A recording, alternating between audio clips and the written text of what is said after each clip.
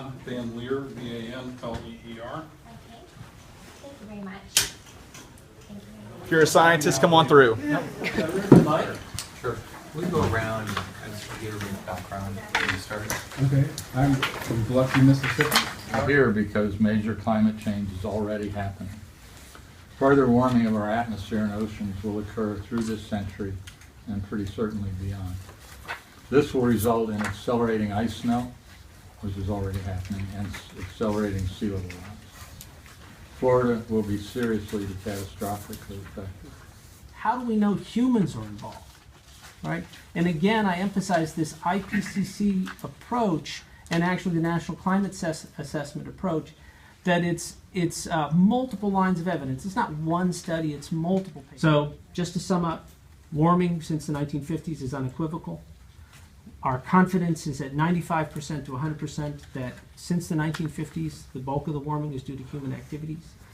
And sea level is rising and will continue to rise. And ice sheets will continue to contribute to that. When the water gets warmer, it expands, it becomes less dense, and so it takes up more room. There's two important problems here, and we need to attack both. One is the adaptation problem. The climate is changing, and we're guaranteed to a certain amount of that. The ocean is warm. I showed you that picture. So we need to make sure Floridians are well positioned to adapt to those climate changes. Florida is uniquely positioned to be a leader in not only leader in the U.S. but a leader in the world in how to adapt and how to mitigate the effects of climate change.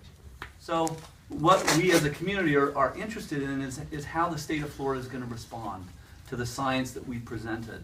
We need strong leadership from your office and from you in particular to take action to minimize the losses that we're so concerned. So in particular, we're looking at this EPA Clean Power Plan. It calls for a reduction of carbon emissions by 38%, which is a lot, in the next 15 years. The governor's office, we hope, will develop a transparent process to develop and then implement the plan to reduce these carbon emissions.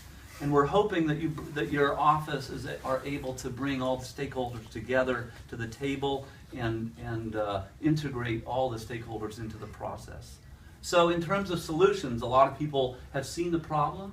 I'd like to just demonstrate that there are easy solutions. One of them is to reduce or eliminate coal-burning power plants. We know that these are dirty, they emit tremendous amount of carbon dioxide. So that's one of the low-hanging fruit. Another is to increase efficiency.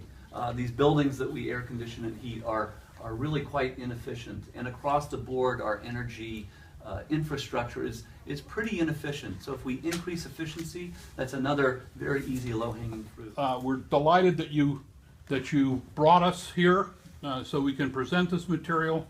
There are business opportunities. I mean, if Florida got serious about doing solar, Massachusetts has pitiful sunlight compared to Florida. They got 80 and 90,000 solar workers in Massachusetts.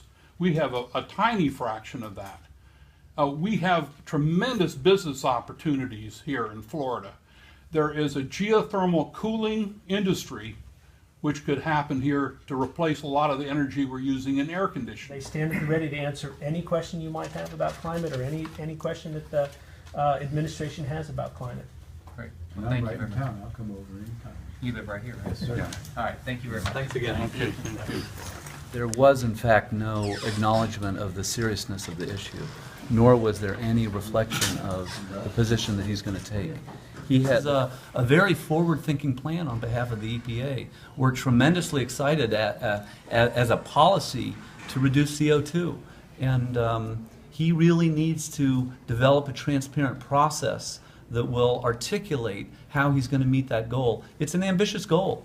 It will take some work. It will take some thought. And I'm not convinced at this point that he's putting that thought into it. There was no evidence of that. Now, maybe in the next few weeks, we'll see some evidence of it. The comment period ends October 15th, and maybe we'll see some evidence that he's going to develop a plan to reduce carbon emissions as mandated by this EPA Climate Action Plan.